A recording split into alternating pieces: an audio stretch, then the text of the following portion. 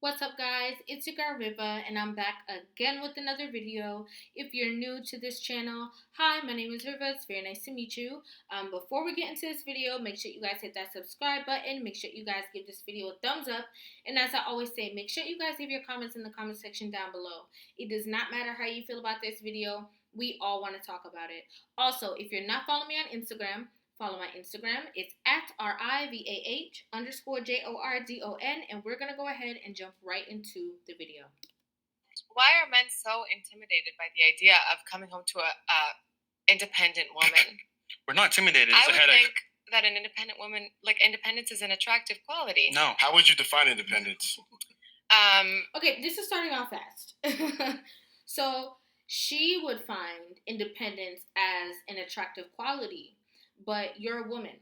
And I like to have these, I say these things all the time. Like, as women, we like to tell men what they should and should not find attractive, but they're men, so they're the ones who are supposed to be telling us what they find or don't find attractive. So she's already starting off just a little bit wrong. Just a lot of bit wrong. Okay? Just wrong.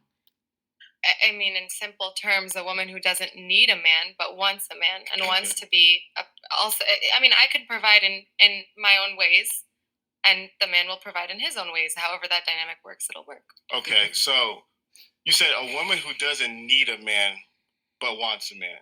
Yeah. So, like, what do you mean by, like, I'm trying to understand, what do you mean by not? I mean, I'm not a child. I don't need a parent. You know, I want to be in a partnership. I want somebody who will, if I'm younger than him, for example, I want him to strive to raise me to his level. Just like I feel like a top tier men are drawn to people who they want to be their peers eventually. They like lifting people up, and I think that in a relationship it should be the same. Well, I think for me, I think you're viewing it like as a woman. I think it's hard to view it as a man. I think it's a reality thing because there's certain things that you value that men wouldn't value. So, for example, if you, let's say you made $200,000 a year, right, and your man made $50,000 a year, you would eventually want him to get there. Is that fair to say, ladies? Absolutely. And if he was lazy and he didn't want to get there, he wanted to stay at 50,000, would that be a turnoff? If he didn't want to get better? Yeah, it's not about laziness. Here's another example. If I wanted to study something and I knew that I wouldn't be able to work for the next 8 years, medical school, for example, then if my man is willing to support me, I want him to eventually be happy with my success. Yeah. So let me finish my example, and I want to answer your question. So the point is that you guys want a man to get on your level. So, guys, if a woman was making $50,000 and you're making 200,000, do you want it to make 200,000? Is that a priority for you guys? No, not at all. Priority. So you see, guys, they don't view it that way. They you gotta think about it. Men are conditioned to protect and provide for thousands of years. So men are not looking for a teammate who can do what they do. You know, like it's like the best way I can break it But down. It's not about doing. Sorry for interrupting. Before she continues, I don't understand how there's so many women who say, like, I don't need a parent, like I don't need somebody over me. Like, it's so funny because women have like the nature of children, and I hear people say this all the time, and I completely agree with that. You know, we are the vessels that are literally allowed to always be the weaker vessel. You know, women throw tantrums, be emotional, all these things. Men, like, when they're children, they're children. But once they start growing up and they grow up, they're always, you know, depending, like, not just depending on where they live, but there are always people around them like, oh no, you need to have life figured out, like you need to have this figured out, you have to know what you're going to do, you have to be able to protect and provide for your family. Like, they don't have that ability in society, even at home, to kind of like lounge, or not lounge around, but like be taken care of and be, you know, provided for and be led by their spouse. They have to be the ones who get into the driver's seat, and the woman has to sit in the passenger seat. So to kind of like, you know, a lot of women downplay this thing, like, I don't need another parent, or I don't need anybody. Like, it's actually a luxury that we have as women, to have, you know, somebody that's going to always look out for us. We go from being under the leadership of our parents to then having like a spouse that's doing the same exact thing and protecting us and watching over us, and you know, helping us make the right decisions, guiding us in the right nature and in the right ways. So I don't like that they, like, women kind of like downplay that situation when it's a luxury that we have as women that men do not have. Yeah. I apologize, but it's not about doing what they do. It's about doing me and being supported and So supported emotionally. And here's a problem: a man with options can choose, and unfortunately, you're the worst option. No disrespect. No disrespect, because here's the reality. There's two guys, right? There's a guy that makes 500,000. All things are equal. They're both handsome. They're both tall. They're both successful in their own sense, right? One is a successful teacher making 50,000. One is a successful doctor making 500,000. Which one is more attractive? I'm so sorry. I'm so sorry. I blinked out a second ago. Okay, cool. So there's two guys, and everything is equal. Okay. Thank you.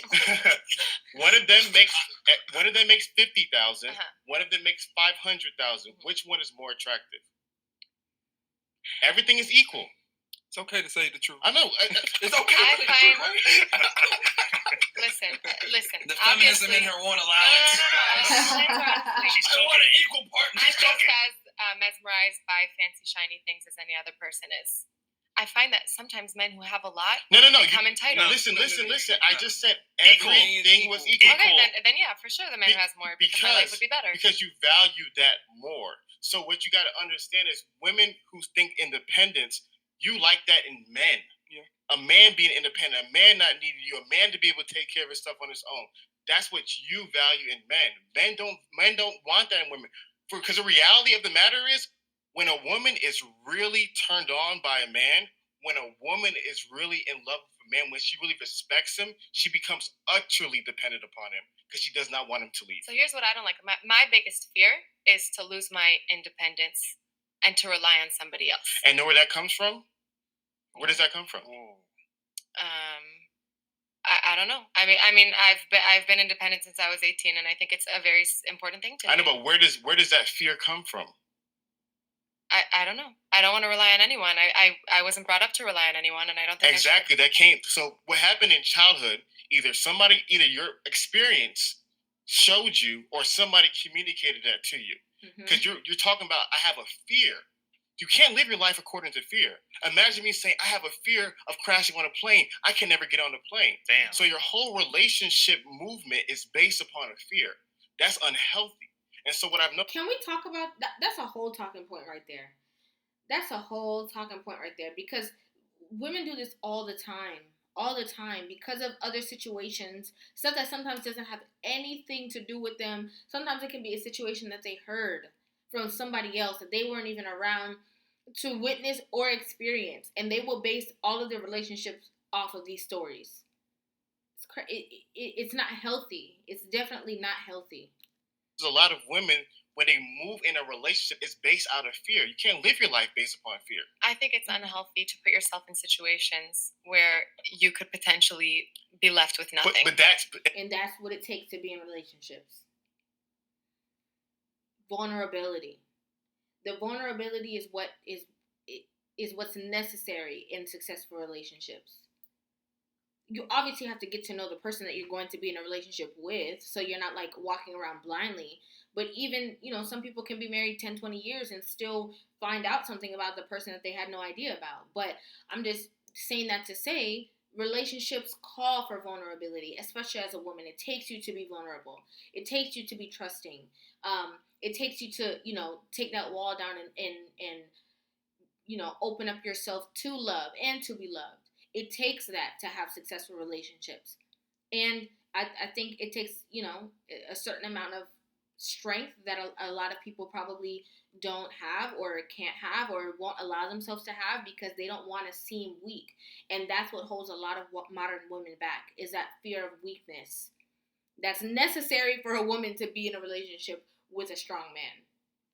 That's the mindset. That's the fear. You see how you're living your life? You're living your life worst case scenario thinking. Yeah. Imagine me saying, I don't want to start a business because if I open a business, I can lose all my money, because that's a risk of starting a business. Again, you have the strength and the willpower to start your business, right? I'm going to start my business. I don't care.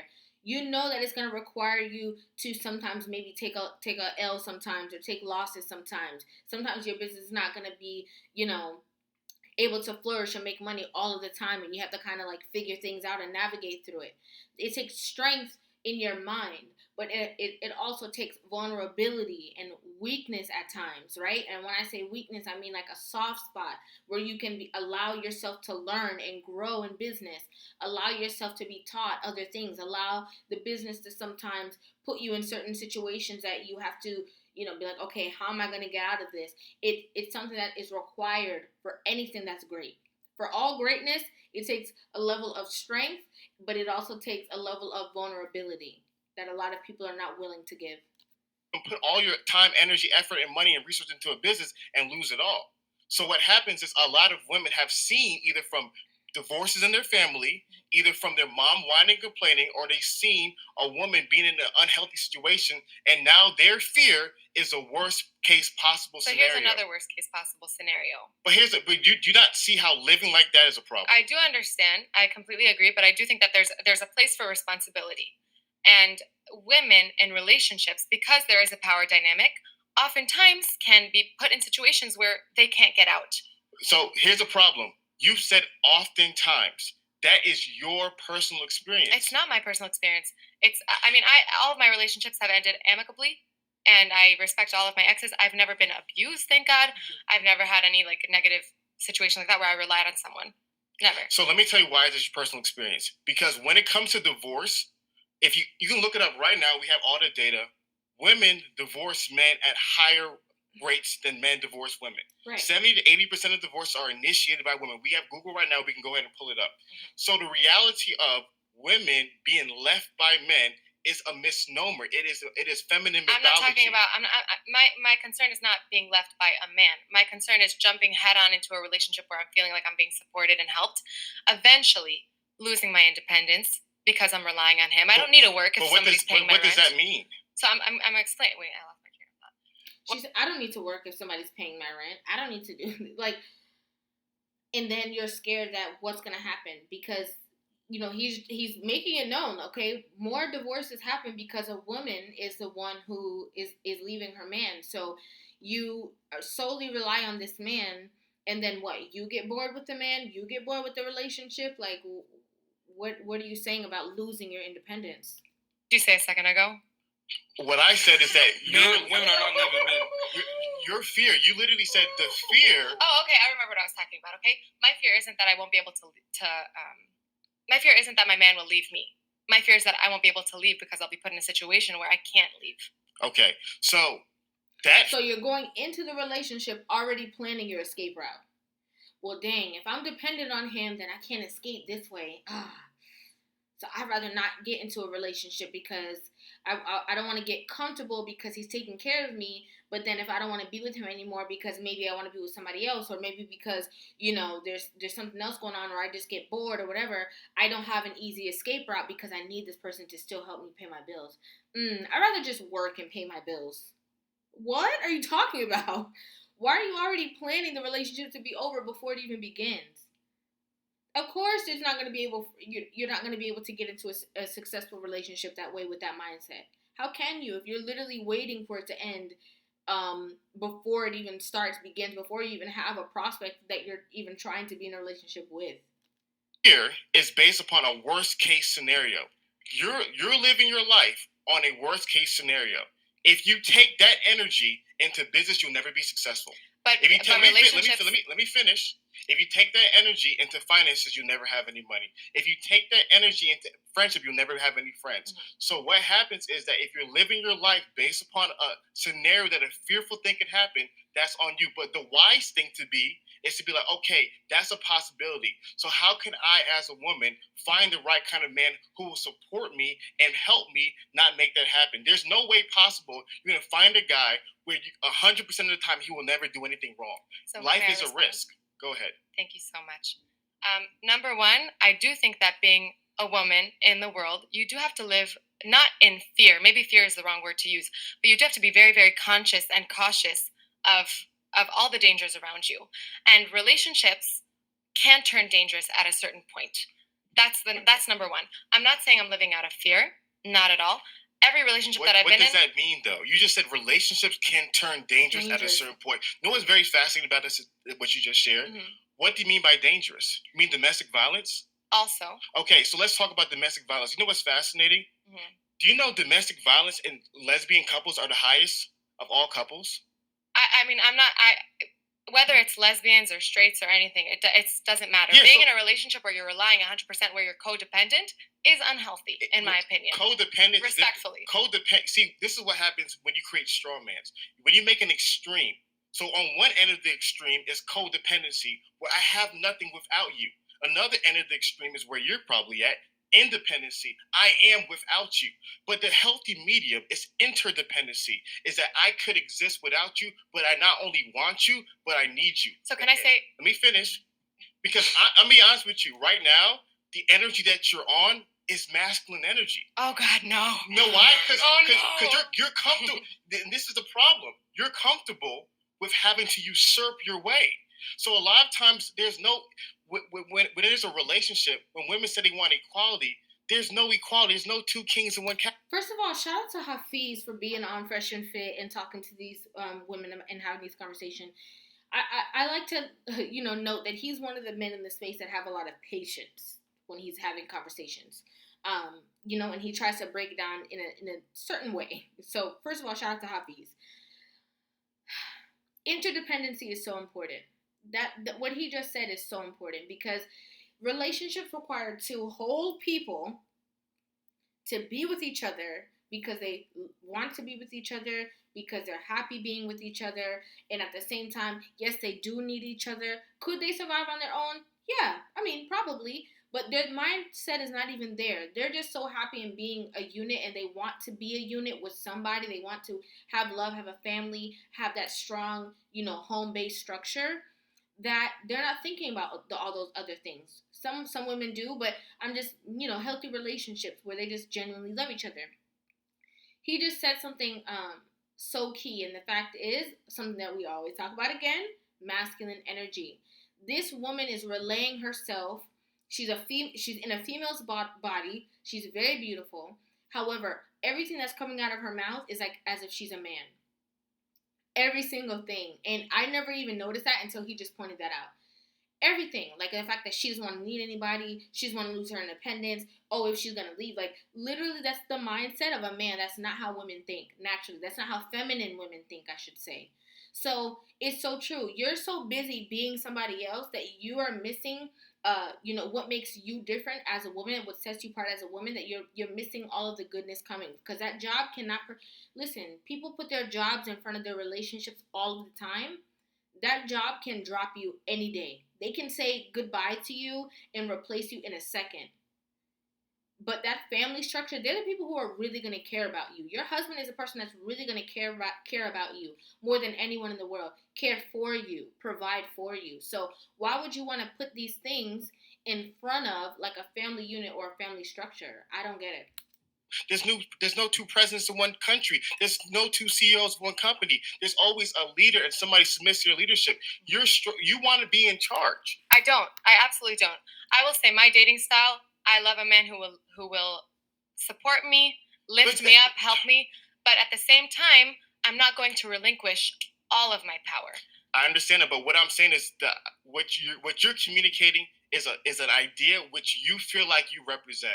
But I'm telling you right now, from even communicating with you, from this conversation, talk to hundreds of women, the energy that you have is very masculine energy. Oh my God. You can say all that you want, but the idea is you want somebody to join your team. You want somebody to join your program. You want someone to follow. I want to join someone's team just the same. I think. But that's not how it works. That's not how it works. When two companies merge, one company joins one company. When two kingdoms merge, one king joins one kingdom. And that's fine. But I'm not going to put my personal well-being in jeopardy. Which is healthy. I think it's healthy. Why is it an extreme to care about yourself? No, you're making an extreme argument. You're saying that I'm putting my personal well-being in jeopardy. You're not. A lot of women who are in happy, healthy relationships, they're not putting their personal well-being in jeopardy. No. By being with a masculine man and submitting to them happily, they're actually putting their personal well-being at the forefront of their life, and they're benefiting from it, from that masculine man's lead. But in your situation, let me tell you what's going to happen. So again, her argument is all men are bad. They're all going to hurt you. They're all going to disappoint you. They're all going to do this. They're all generalizing literally all of men in the worst case scenario. And how can you experience happy and how can you experience happy love with that? My mind is just moving so fast because there's so many things that she said that I don't disagree with. So let me just woosah. That there's so many things that she said that I do disagree with. She said also she doesn't want to relinquish all of her power. He's getting I'm gonna join with him, and he's also gonna join with me, and I'm gonna do this. But at the same time, I like masculine men. What masculine man, strong man, a man that she's saying that she wants or wants to be in a relationship with, is going to at all get on her page, join her team? None, none. Because as beautiful as she is, at the same time, there's always going to be somebody else who doesn't have this wall up. She literally has this invisible brick wall up against men. And she doesn't realize that with every single word that she's saying, more and more are we realizing how you truly feel subconsciously about all men. You feel like they're all gonna hurt you. They're all gonna do this. They're all gonna do that. You're always looking for an escape route. You, don't want to have to rely on them because you know for a fact that something bad is gonna happen. Like that's extremely unhealthy. That mindset alone is extremely unhealthy. And what makes it even worse is the fact that she does not see it at all. You're gonna have to find a feminine man who's gonna have to follow you, who's gonna have to be led by. And you know what happens? Of course, you don't want that because no women does. But the number one problem is, you don't want that. The man that you want won't want you. And I'll be honest, I've never had any of these issues in any relationship in my life. Okay, then why are you still single right now? What? Well, I didn't say I'm single. Okay, so you're not single. I mean, I'm seeing a person in my life. So you're single. I really don't want to share personal details of my life, but I am in a very good place right now. Let me be honest with you. You're doing what women try unfortunately do when they're in a social setting. You're generalizing, but go ahead. Well, this is just common go ahead. between men and women. No, she did not just call him out for generalizing. When she's literally generalized all men and relationships the entire time that she's been talking. Girl, that's not your line. That is not your line. What you're doing is you're using the English language to shape reality instead of to express reality. You see that you don't want people to look down upon you for being single. I'm not shaming you for being single. So therefore, First of all, let me finish. So therefore, you're trying to share, well, I'm not single. I may be single. You're single. So moving forward in this conversation, use English to express reality. And the reality of the matter is, yes, you are single. That's the truth. Okay, can I ask something? Go ahead. I keep losing my train of thought. You're confused because you're talking at me, and then you keep telling me not to interrupt, and then my train of thought loses me. So I do apologize. But why is it so important for people to strive to be in a relationship? My priority at the moment, of course, is. But let me just say, you preach this to men as well. You say, men, if you want a high value man, work on yourself, be better yourself. So I'm saying, my job right now in life is to work on myself, become a better version of myself. I love it. And eventually, hopefully, I'll be able to be with a person who will deserve that. I love it. That's all. So my question to you, what are 3 things that you're working on today that's going to make you desirable to the high value man that you want? What are those 3 things that you're working on today? Social circles. I think that networking is very important. Okay. Another thing is I hope that I will be able to be successful in my life. And